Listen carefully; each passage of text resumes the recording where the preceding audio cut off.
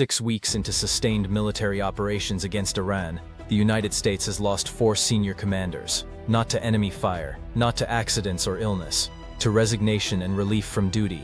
3 admirals have submitted retirement papers citing irreconcilable differences with operational directives. 1 Marine general was relieved of command for what the official statement called a failure to execute lawful orders.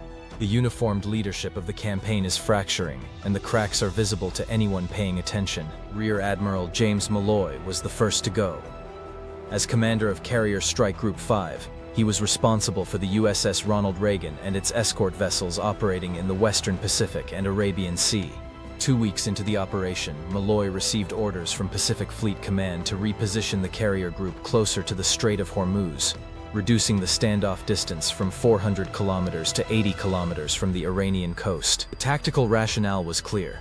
Closer proximity would allow FA-18 strike aircraft to reach targets deeper inside Iran without requiring aerial refueling, increasing sortie rates and reducing mission complexity. But Malloy's analysis of the threat environment led him to a different conclusion. At 80 kilometers, the carrier would be well within range of Iran's Fatah-2 hypersonic anti-ship missiles, which intelligence assessments indicated had an effective range exceeding 1,400 kilometers. The Aegis defense systems aboard the strike group's cruisers and destroyers could not reliably intercept hypersonic threats. Moving the carrier closer would not enhance combat effectiveness, it would increase vulnerability without corresponding operational gain. Malloy submitted his assessment through official channels, recommending that the carrier maintain its current position until either the threat environment changed or defensive capabilities improved. The response from higher command was unambiguous. The order stood. The carrier would move forward as directed. When Malloy requested clarification on acceptable risk thresholds and rules of engagement in the event of hypersonic missile attack, he was told that those decisions would be made at the theater level and that his responsibility was to execute the positioning order. Malloy drafted a written response. In measured but direct language, he stated that he could not in good conscience move 5,000 personnel and a $13 billion strategic asset into a threat zone where survival depended on an adversary choosing not to fire rather than on any defensive capability under his command. He acknowledged that the decision constituted a refusal to obey orders and submitted his request for retirement effective immediately. The retirement was accepted within 48 hours. No public statement was issued. Malloy was replaced by his deputy, who executed the repositioning order without objection. The carrier moved to 80 kilometers offshore. No Iranian missiles were launched. But the precedent was set. A senior officer had resigned rather than follow orders he considered operationally unsound. Rear Admiral Sarah Chen commanded Destroyer Squadron 50, a formation of guided missile destroyers operating in the northern Arabian Sea and approaches to the Strait of Hormuz. Her resignation came 3 weeks into the campaign, triggered by updated rules of engagement that she believed violated international maritime law and created unacceptable risk of civilian casualties. The updated ROE directed U.S. warships to treat all large commercial vessels transiting the strait as potential threats unless positively identified as friendly through multi-source intelligence. Ships displaying suspicious movement patterns or failing to respond to radio challenges could be engaged with warning shots and, if the threat persisted, with lethal force. The directive was a response to intelligence indicating that Iran had converted numerous oil tankers into covert missile platforms. But Chen's read of the directive was that it authorized preemptive strikes against vessels that might be civilian based on criteria that were subjective and difficult to verify in real time. Chen requested legal review of the ROE through the Judge Advocate General's office. The response confirmed that the directive had been reviewed and approved at the Department of Defense level. Chen then submitted a formal objection, noting that the criteria for engagement could easily result in the sinking of a legitimate commercial vessel with international crew, triggering a diplomatic and humanitarian crisis that would undermine the broader strategic objectives of the operation. Her objection was noted and rejected. The ROE remained in effect. Chen was directed to implement the procedures across her squadron and ensure all commanding officers understood the engagement protocols. She submitted her resignation the following day. Her statement, later obtained by media outlets, read in part, "I cannot order sailors under my command to fire on vessels that may be civilian based on ambiguous threat indicators.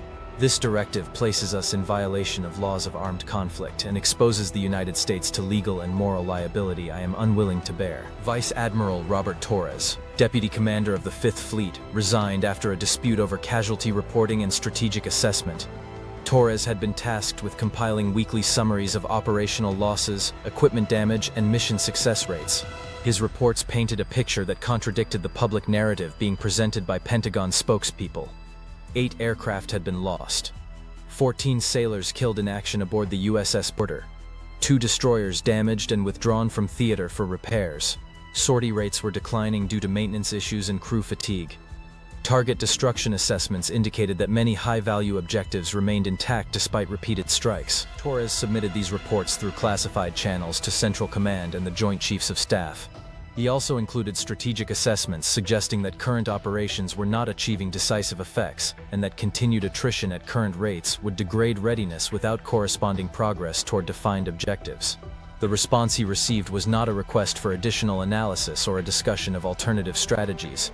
It was a directive to limit distribution of his reports and to revise future assessments to align with approved messaging frameworks. Torres interpreted this as an order to suppress accurate casualty and effectiveness data in favor of narratives that supported continuation of operations regardless of actual results. He refused.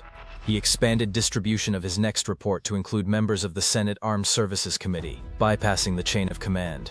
Within 24 hours, he was informed that his retirement would be processed immediately. He accepted without protest. Major General David Crawford's removal was more abrupt and more public.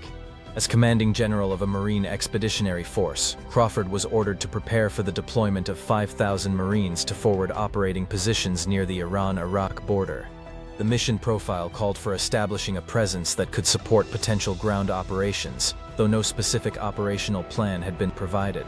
Crawford's staff conducted logistics assessments and determined that the proposed deployment lacked adequate air support, supply chain infrastructure, and medical evacuation capability. Crawford presented these findings in a video conference with CENTCOM leadership, concluding that the deployment as outlined would place Marines in a position where they could neither accomplish a defined mission nor withdraw safely if attacked.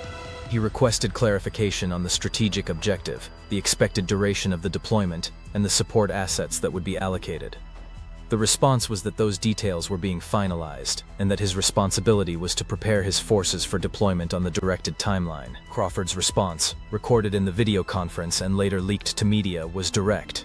This order is not supported by military logic or operational necessity. I will not move Marines into a position where they are exposed without purpose and without the means to defend themselves or accomplish a mission that has not been articulated. He was relieved of command within 24 hours. The official statement cited failure to execute lawful orders and loss of confidence in his ability to command. He was replaced by a colonel who immediately began preparations for the deployment.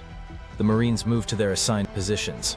The strategic objective remained undefined. 4 senior officers, 4 resignations or reliefs, all within 6 weeks. The pattern was unmistakable. Experienced commanders with decades of service were concluding that the orders they were receiving were strategically incoherent, tactically unsound, or legally questionable. And rather than execute those orders, they were choosing to end their careers. The immediate effect was operational. Each departure required a replacement, and replacements were inevitably less experienced. Institutional knowledge was lost. Continuity was disrupted. But the deeper impact was on morale and trust within the officer corps. Junior officers watched senior leaders resign or be relieved for questioning orders. The message was clear: compliance was valued over judgment, obedience over analysis. Officers who raised concerns about strategy or tactics were not engaged in dialogue. They were removed. This dynamic created a selection pressure. Commanders who survived were those who accepted orders without objection, regardless of their private assessment of those orders' merit.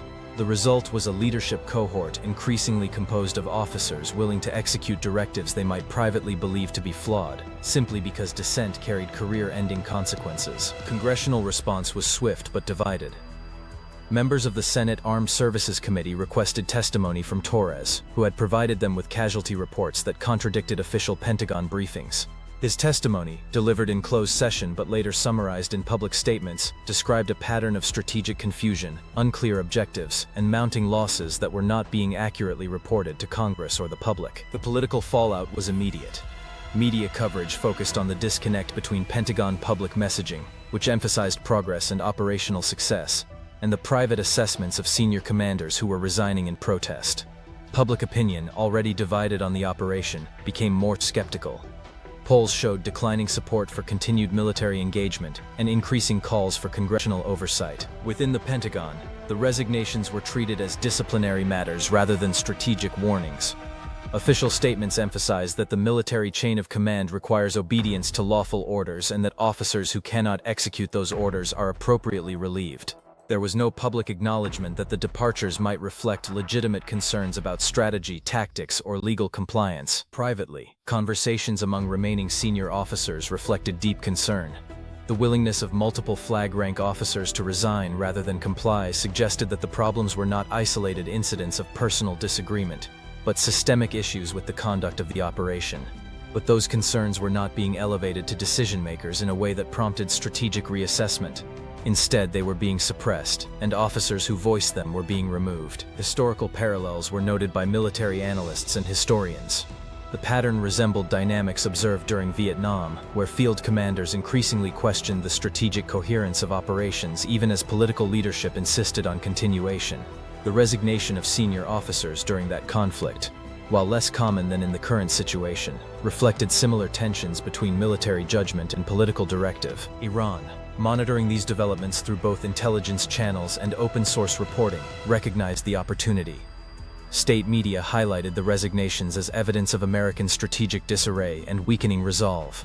The narrative presented to domestic and regional audiences was that the United States military leadership itself doubted the mission, and that continued resistance would force further fractures in command cohesion. The replacements appointed to fill the vacant command positions were younger, less experienced, and uniformly compliant. They executed orders without objection. The carrier moved closer to shore. The rules of engagement were implemented. The Marines deployed to forward positions. Operations continued, but the strategic questions that had prompted the resignations remained unanswered. What was the defined objective? What constituted success? What level of loss was acceptable in pursuit of goals that had not been clearly articulated? 6 weeks, 4 commanders, and a leadership crisis that raised fundamental questions about whether the military campaign was being driven by coherent strategy or by momentum and the reluctance to admit that current approaches were not working. The officers who resigned believed they knew the answer. The officers who replaced them were following orders, and the gap between those two positions defined the deepest crisis facing U.S. military operations.